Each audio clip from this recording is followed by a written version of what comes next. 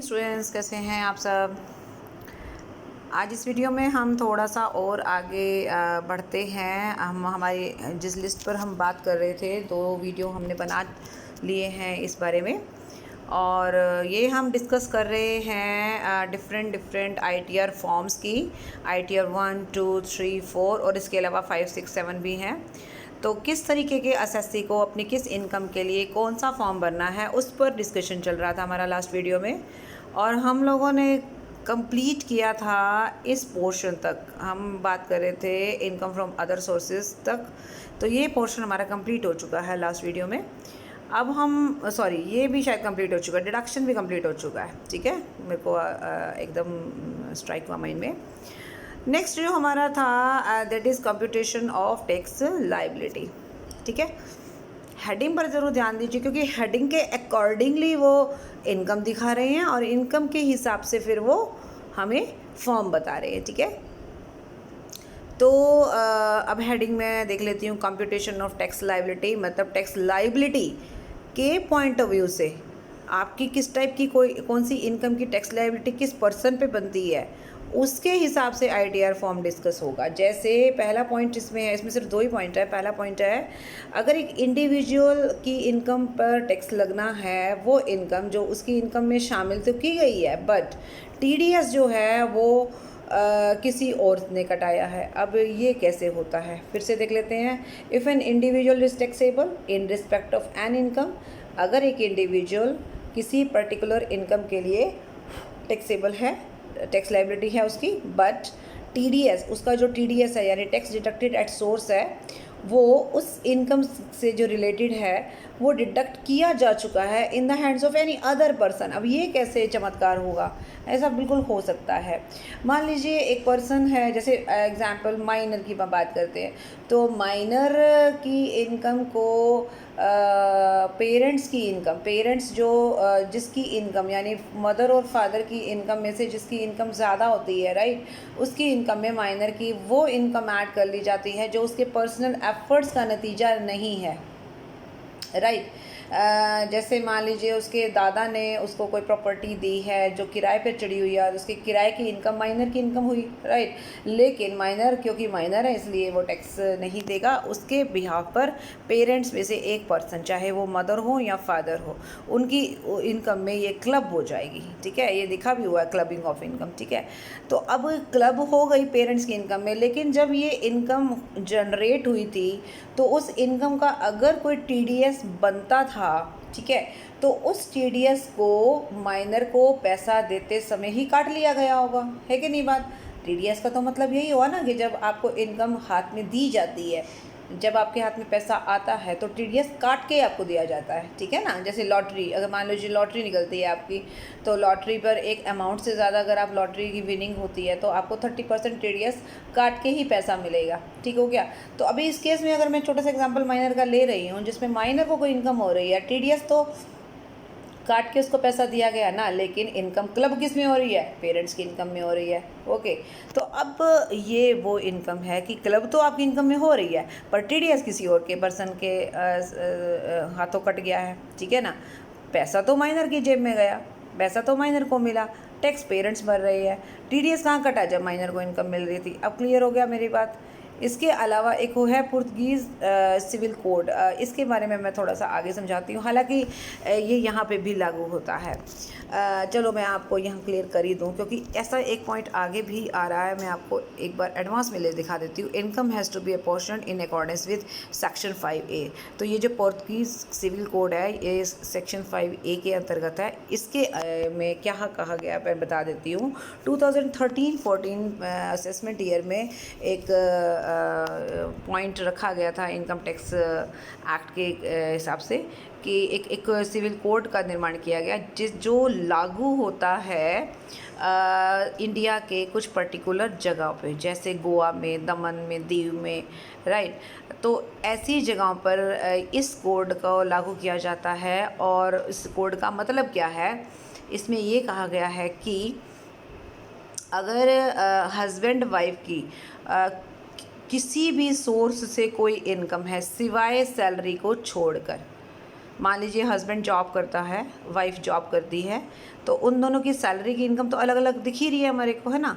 उसके अलावा बाकी के जो 4 हेड्स हैं उससे कोई भी इनकम उनको मिलती है ना, तो वो उसको टोटल कर देते हैं और फिर उसको आधा आधा कर देंगे। मतलब ये नहीं है कि हम मान लीजिए वाइफ़ के नाम पे कोई मकान है तो उसका किराया जो है सिर्फ वाइफ़ की इनकम में जुड़ेगा, ऐसा नहीं होगा। हम क्या करेंगे, वाइफ़ और हस्बैंड की इनकम को टोटल कर लेंगे, मतलब एक तरीके से ऐड कर लेंगे और उसको हम फिर हाफ़ हाफ़ करेंगे, ठीक है। हाफ़ हस्बैंड की इनकम में जुड़ेगी, वो हस्बैंड अपनी आईटीआर में शो करेगा, हाफ़ जो है वो वाइफ शो करेगी, ठीक है। सैलरी अपनी अपनी शो करेगी। अगर सैलरी दोनों अर्न कर रहे हैं ना तो वो अपनी अपनी शो करेंगे, वो किसी में ऐड या मतलब ये नहीं होगा कि दोनों को टोटल करके फिर आधा आधा किया, वो नहीं करना है, ठीक है। अगर सैलरी हस्बैंड अर्न कर रहा है, वाइफ जो है वो हाउस वाइफ है, तो सैलरी से हस्बैंड के उसमें टोटल इनकम में शो होगी। अदरवाइज़ बाकी के हेड्स को क्या करेंगे, दोनों की इनकम को हम ऐड करेंगे, फिर उसका आधा आधा करेंगे और दोनों अपनी अपनी आईटीआर में उसको शो करेंगे। ये था पोर्तुगीज़ सिविल कोड।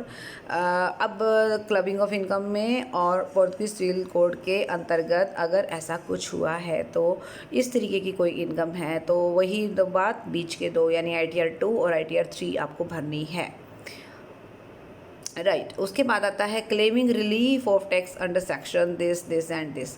तो इन सेक्शन के अंतर्गत अगर कोई क्लेम कर रहे हो आप टैक्स में तो उसमें भी आपको बीच के 2 पॉइंट में यानी कि आईटीआर 2 और आईटीआर 3 का ऑप्शन मिलता है। ये बात क्लियर हो गई। तो हमारा ये पॉइंट क्लियर हो गया कंप्यूटेशन ऑफ टैक्स लायबिलिटी का, ठीक है। अगर आगे चलते हैं अदर्स में। जो लास्ट टॉपिक रह गया है वो है assessee has income from foreign sources. मतलब असेसी ऐसा है पर्सन जिसकी फॉरेन से कोई इनकम है, नंबर 1 बात। दूसरा, फॉरेन एसेट्स में उसका कोई शेयर है, फॉरेन में कोई एसेट है जिसमें उसका कोई हिस्सा है, उसका कोई फाइनेंशियल इंटरेस्ट है किसी ऑर्गेनाइजेशन में, किसी एंटिटी में, ठीक है।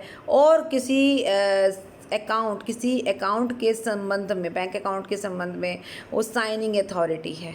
ये पॉइंट हम पहले भी एक जगह डिस्कस कर चुके हैं, ठीक है। जब हम वॉलंटरी देख रहे थे ना, जो इनकम टैक्स रिटर्न है वॉलंटरी, ठीक है, उसमें ये पॉइंट आया था। तो असेसी के अगर फॉरेन के साथ कोई इस तरीके के कनेक्शन है और उस इनकम के साथ कोई उसका इन्वॉल्वमेंट है तो भी हमारा बीच के 2 का ऑप्शन रहेगा यानी आईटीआर 2 और ITR 3। Income has to be apportion in accordance with section 5A। वही चीज़ है जो अभी मैंने पोर्तुगीज़ सिविल कोड में बताई कि इनकम अगर उन बांटी जाती है अकॉर्डिंग टू सेक्शन 5A तो वही चीज़ है। इसको ना भी लिखते तो भी हमारा काम चल जाता। सिर्फ इसलिए इन्होंने लिखा क्योंकि अदर्स में भी ये पॉइंट अलग से दिखाना ज़रूरी था और ये टैक्स लायबिलिटी के हिसाब से भी दिखाना ज़रूरी था, इसलिए। यहाँ तक बात क्लियर हो गई। तो हमने देखा कि डिफरेंट हेड्स के अकॉर्डिंगली इनकम किस तरीके से किस फॉर्म में आईटीआर भरी जानी है, ठीक है। आप देख सकते हो पूरी लिस्ट है मेरे पास। इसमें सिर्फ 2 जगह तो ऐसा है जिसमें चारों ऑप्शन हैं। ये है एक तरीके से फैमिली पेंशन की और दूसरा है हमारा इनकम फ्रॉम अदर सोर्सेज जिसमें आप एक्सक्लूड करते हैं स्पेशल रेट वाली इनकम, ठीक है। ओके, चलिए जी आगे चलते हैं। अब लास्ट पोर्शन आ जाता है इस लिस्ट का। लिस्ट में अब सिर्फ असेसीज के बारे में बताया गया, अदर असेसीज। तो अभी तक आपने देखा कि वहाँ पर ज़्यादातर कौन थे, इंडिविजुअल थे, एचयूएफ था। ये सब ज़्यादातर उन्हीं लोगों के बारे में है, इंडिविजुअल, एचयूएफ वगैरह के बारे में, ठीक है। लेकिन यहाँ पर आ गए बाकी के सारे लोग। कौन कौन? असेसी तो बहुत टाइप के हो सकते हैं। असेसी में फर्म हो सकती है, कंपनी हो सकता है, कोई आर्टिफिशियल ज्यूरिडिकल पर्सन हो सकता है, बॉडी ऑफ इंडिविजुअल हो सकता है, एओपी हो सकता है, लोकल अथॉरिटी हो सकती है, ठीक है। तो वो था इंडिविजुअल और एचयूएफ के केस में, और ये अदर असेसीज में है, ठीक है। इस तरीके से भी आप लर्न कर सकते हो। स्टेटस क्या है असेसी का? जैसे मान लीजिए फर्म को 2 पार्ट्स में बांटा है। एक फर्म जो LLP नहीं है, मतलब लिमिटेड लायबिलिटी पार्टनरशिप नहीं है, यानी जहाँ पार्टनर का लायबिलिटी लिमिटेड नहीं है, ऐसी फॉर्म नहीं लेनी हमने, LLP नहीं लेनी। उसके अलावा जो नॉर्मल फॉर्म्स होती है, लेकिन जो अपने बिजनेस का जो कैलकुलेशन है इनकम का, वो इस प्रिजम्पटिव बेसिस पे करती हैं। तो आपको शायद याद ना हो, मैं आपको याद दिला देती हूँ। प्रिजम्पटिव बेसिस में इंडिविजुअल में भी एक केस आया था जिसमें बताया गया था कि अगर प्रिजम्पटिव बेसिस पे आप बिज़नेस की इनकम को कैलकुलेट करते हो, टैक्स निकालते हो, तो आपको ITR 4 भरनी है। ये ITR 4 वहाँ पे भी थी। अब देखो यहाँ पहले क्लियर कर लो, 4, 5, 6 और 7 है, ये तो मैं आपको बताना भूल गई, लेकिन अब आपको याद दिला देती हूँ। यहाँ से 4, 5, 6 और 7 स्टार्ट होती है, क्योंकि 1, 2 और 3 इन असेसिस पर लागू नहीं होती। अच्छा, ITR 4 भी सिर्फ एक ही केस में है, जब प्रिजम्पटिव बेसिस पे कोई फर्म काम कर रही है तो, ठीक है। दूसरी बात, अब दूसरी फॉर्म जिसमें LLP शामिल है, पहली वाली में LLP शामिल नहीं थी, तो ये LLP वाली फॉर्म भी हो सकती है। इंक्लूडिंग कह रहा है वो, इंक्लूडिंग का मतलब LLP हो भी सकती है, नहीं भी हो सकती, लेकिन यहाँ पे तो कहता है LLP होनी ही नहीं चाहिए। और फर्म जो है ये स्कीम अडॉप्ट कर रही है सेक्शन 44 AD, ADA और AE, जो प्रिजम्पटिव बेसिस पर टैक्स कैलकुलेट करते हैं, ठीक है। तो आप देख सकते हो ये पूरी लिस्ट ITR 5 को लेकर है। ITR 5 में बहुत सारे कॉलम है, सिर्फ एक पॉइंट है ITR 6 का और एक पॉइंट है ITR 7 का। लर्न करना बहुत आसान है, कोई ज़्यादा कॉम्प्लिकेशन तो देखो है नहीं। जैसे हमने अभी पहले जो बड़ी वाली लिस्ट की है उसमें आपने देखा कि ज़्यादातर ITR 2 और 3 भरी गई हैं, लेकिन इस केस में अदर असेसिस के केस में ITR 5 पर ज़्यादा जोर दिया गया है। 6 भी एक है, 7 भी एक है और 4 भी एक है, ठीक है। 4 एक हमने अभी क्लियर कर दिया ना, ITR जिसमें LLP नहीं है और प्रिजम्पटिव बेसिस है, ठीक है। बाकी आप देख लो एक बार, बाकी की सारी forms AOP, BOI, local authority, artificial juridical person, ये सारे के सारे ITR 5 में आते हैं, ठीक है। ओके जी, ये बात क्लियर हो गई। अब चलते हैं आगे। Next is companies. अभी कंपनी का नाम नहीं आया था ना, तो कंपनी, लेकिन वो कंपनी नहीं जो सेक्शन 11 का एग्जम्पशन ले रही है। सेक्शन 11 पहले एक बार जिक्र हुआ है लास्ट वाली उसमें, वॉलंटरी इनकम टैक्स रिटर्न में, जिसमें हमने बात की थी चैरिटेबल ट्रस्ट की। चैरिटेबल ट्रस्ट पर जो एक तरीके से एग्जम्पशंस लागू होती हैं सेक्शन 11 और 12 में।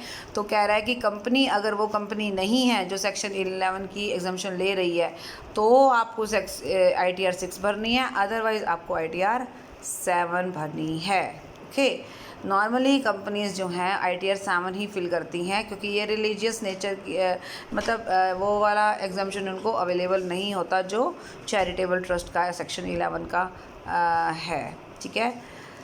इसके अलावा अब आ जाते हैं, लास्ट वाला पोर्शन आ गया, पर्सन्स इंक्लूडिंग कंपनी। अभी ये वाले वो लोग हैं जो इन सेक्शंस के अंतर्गत आप देखोगे, section 139 4A 4B 4C 4D, इसके अंतर्गत अगर अपना रिटर्न भर रहे हैं, राइट, या इस सेक्शन के अंतर्गत अपना रिटर्न भर रहे हैं, और इसमें कंपनी भी आएगी, पर सेक्शन 11 वाली इसमें आएगी, ऊपर वाली में सेक्शन 11 वाला नहीं आएगा। ध्यान दीजिएगा, अदर देन लिखा हुआ है।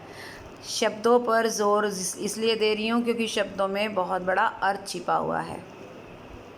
कई बार हम ऐसे कैजुअल वे में उसको पढ़ लेते हैं और बाद में हमें याद आता है कि हमने उसको गलत समझा था, तो इसको ज़रा अच्छे से आपको ध्यान से समझना है।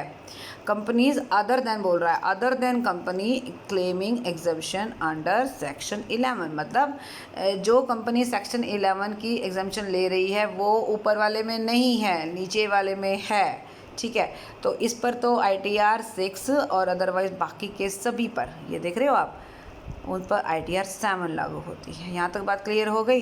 अब रह गए 2 पॉइंट और, बिजनेस ट्रस्ट और इन्वेस्टमेंट फ़ंड। बिजनेस ट्रस्ट और इन्वेस्टमेंट फ़ंड का जिक्र हमारा कैपिटल गेन में हुआ था, जब हम बात कर रहे थे शॉर्ट टर्म कैपिटल गेन की और लॉन्ग टर्म कैपिटल गेन की, ठीक है। तो मैं आपको ध्यान दिला देती हूँ, बिजनेस ट्रस्ट का मतलब एक तरीके से ऐसे इंस्टीट्यूशन से, ऐसे ऑर्गेनाइजेशन से है, और इस तरीके के तरीके, ये मतलब इन्वेस्ट करने का वो सिस्टम जो म्यूचुअल फ़ंड की तरह जब हम उसके यूनिट्स खरीदते हैं, म्यूचुअल फंड में क्या करते हैं, हम उसकी म्यूचुअल फंड में इन्वेस्ट करते हैं, तो म्यूचुअल फंड हमारे पैसे को अलग अलग प्रॉफिटेबल जगह पे इन्वेस्ट करता है। सेम केस यहाँ पे है। बिजनेस ट्रस्ट है, तो बिज़नेस ट्रस्ट में दो तरह के ट्रस्ट पाए जाते हैं, एक तो रियल एस्टेट का और एक इंफ्रास्ट्रक्चर का। तो हम अपना पैसा ऐसे ट्रस्ट में लगाते हैं, यानी ऐसे ट्रस्ट की यूनिट्स खरीदते हैं और वो इस पैसे का इस्तेमाल प्रॉपर्टीज़ में, प्रॉपर्टीज़ की इन्वेस्टमेंट में या फिर इंफ्रास्ट्रक्चर फैसिलिटीज़ को डेवलप करने में हमारे पैसे का इस्तेमाल करती हैं, बदले में हमें रिटर्न देती है। वो तो जैसे नॉर्मली आप कहीं पे भी पैसा लगाओगे तो आप रिटर्न ही एक्सपेक्ट करोगे ना, तो वही चीज़ है। ऐसे ही इन्वेस्टमेंट फ़ंड है। तो ये दोनों जो हैं, इसके लिए कौन कौन से सेक्शन हैं, और सॉरी कौन कौन सा ITR है, ITR 5 है। आप देख सकते हो ITR 5 में तो बहुत सारे हैं, सिर्फ यहाँ पर ITR 4, 5, 6 और 7 एक ही है। ये 6 कंपनी को है, 7 भी कंपनीज़ के लिए है। और 7 में कंपनीज़ के अलावा वो सारे पर्सन आ जाते हैं जो डिफरेंट सेक्शन के अंतर्गत अपनी रिटर्न भर रहे हैं। तो इस टॉपिक को हम दोबारा से एक बार फिर देख लें।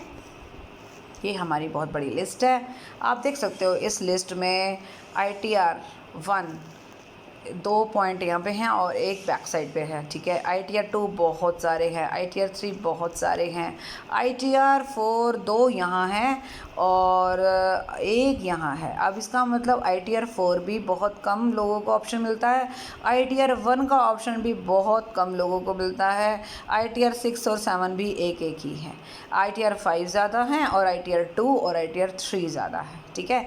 तो इस तरीके से भी आप इस लिस्ट को याद कर सकते हो।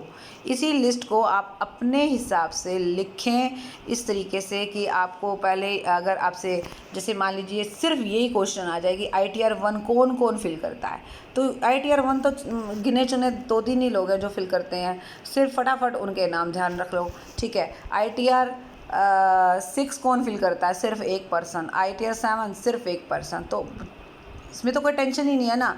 जब आप ये छोटे छोटे कर लोगे तो ऑटोमेटिकली जो बच जाएंगे वो सब 2, 3 और 5 में जाएंगे। 5 का मैंने आपको बता ही दिया कि फॉर्म भी है, LLP भी है, LLP वाली फॉर्म है, और AOP है, BOI है, और कौन था, आर्टिफिशियल ज्यूरिडिकल पर्सन है, और लोकल अथॉरिटी है। तो ये तो आपको भी याद हो गया होगा मेरे हिसाब से, तो ठीक है। बिजनेस ट्रस्ट इन्वेस्टमेंट फंड भी हमारा ITR 5 में है। अगर आपको ITR 5 ओके है, ITR 4 ओके है, ITR 6 ओके है, ITR 7 ओके है, तो जो रह गया वो सारे के सारे ITR 2, ITR 3 भी आ जाते हैं। तो that's very easy to learn, okay. तो आज हम इस वीडियो में इतना ही करेंगे। आपसे मेरी यही एक गुजारिश है कि आप इस लिस्ट को बहुत समझदारी से और ध्यान से देखो, ताकि आप इसको एक एक बार फिर से आप इन सारे पॉइंट्स को कवर करो, और आप इसको हेडिंग वाइज लिखोगे तो भी मुझे नहीं लगता कोई मुश्किल आने वाली है।